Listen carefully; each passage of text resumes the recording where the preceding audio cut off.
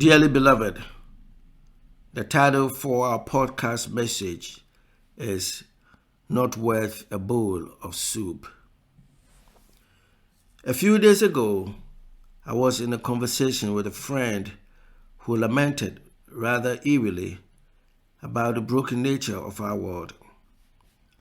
It isn't the case for him that the world has been perfect and without rancor, but it just feels like nothing seems to work. Everything is out of joint. Trust in our most cherished institutions is at an all-time low. Democracy is struggling to stay above water. Our communities are struggling with the rise in poverty. Our borders have been choked by immigrants who seek a better life for themselves and their families. You only have to turn on any local news channel to hear about all the crime in our communities. There's a rise in anti-Semitism. The list goes on and on and on. And it often feels like our world, our communities, and our lives are choking.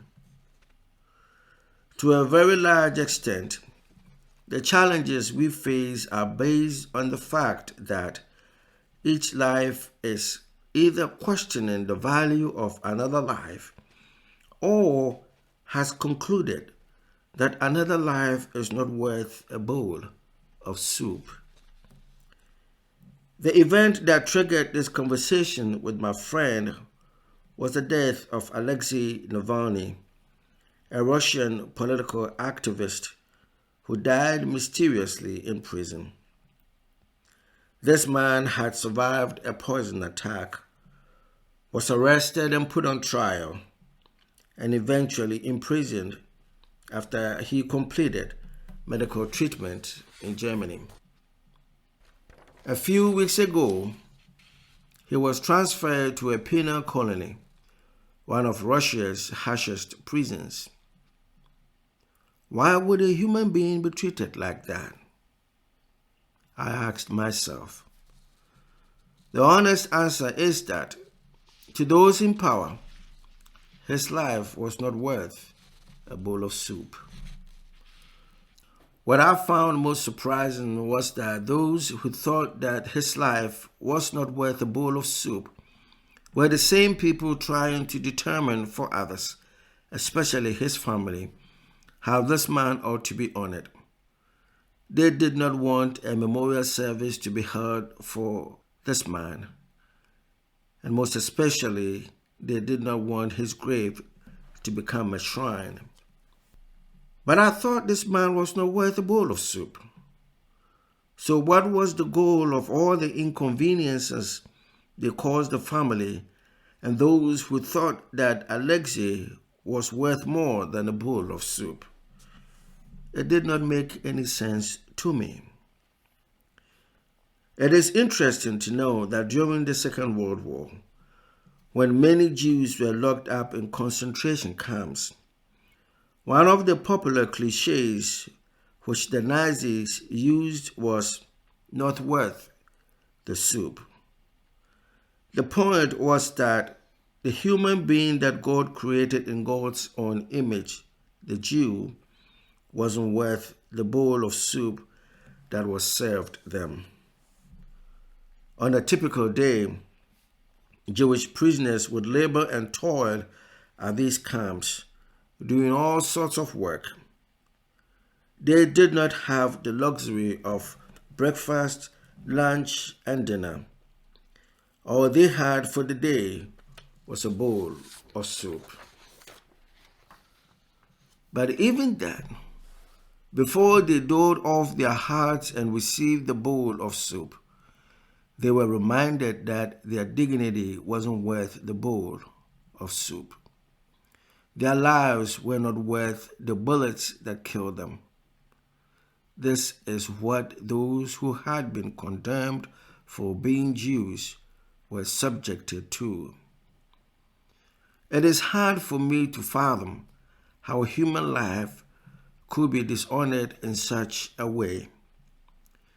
In the Old Testament, We learn of Jacob and Esau, who, as twins, were incredibly suspicious of each other.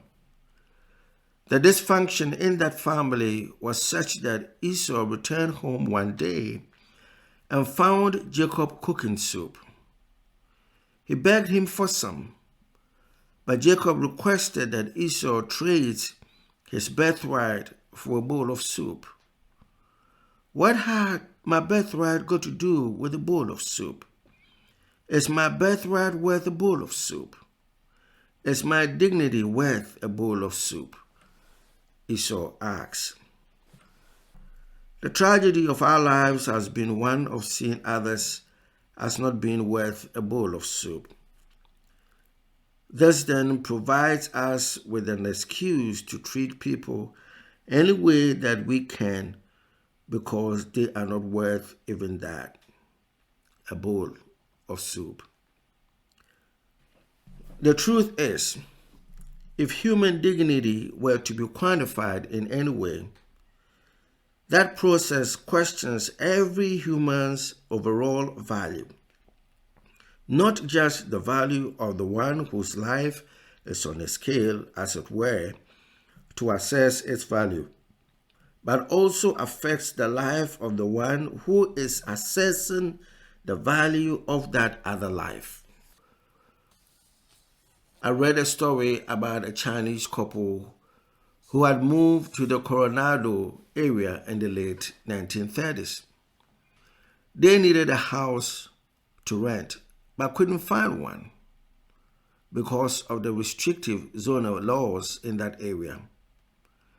It just so happened that an African American couple who were both born into slavery in Kentucky were willing to rent them a place. The Chinese couple eventually purchased the property they first rented and then purchased an adjoining property. After many years, they sold both properties, and then guess what? They donated $5 million of the proceeds to black college students. This is more than giving back. It is a recognition by this Chinese family that their African American landlord considered them to be worthy of more than a bowl of soup. Having themselves lived on the margins where their dignity was under constant questioning, to perpetuate a practice that diminished them would have been unconscionable. In return, their Chinese tenants honor them for seeing them differently, not like how the broader society saw them. These are the very practices that changes the human condition. And Lent is that time of year when we are invited to look at each other and wonder if they are worth a bowl of soup. With their $5 million gift, the Chinese couple made the point that there is more to the human story than the indignity with which we treat each other. In fact, there is more to human dignity than a bowl of soup. One of the reasons I appreciate Lent is the gift of self-denial. Self-denial reminds us that in order to be able to make the changes that are necessary, we should be willing to see each other as being worth more than a bowl of soup. I'd like to end with a quote from Rumi. Rumi said, "Set your life on fire. Seek those who fan your flames." I have come to realize that those who fan our flames intend for us to do well, to thrive, and to flourish. More than that, they want to see us place ultimate value on each other. This Lenten season, set your life on fire. Provide others with the blessing of fanning the flames that burn within you. Deny yourself the lure of seeing others as not being worthy of a bowl of soup. Challenge yourself to live right, live thankfully, and see your neighbor as the neighbor that they are. That's what's going to change the challenges that we all face. This Lent, let your bowl of soup be just a bowl of soup, because human dignity is worth far more than that. Thank you.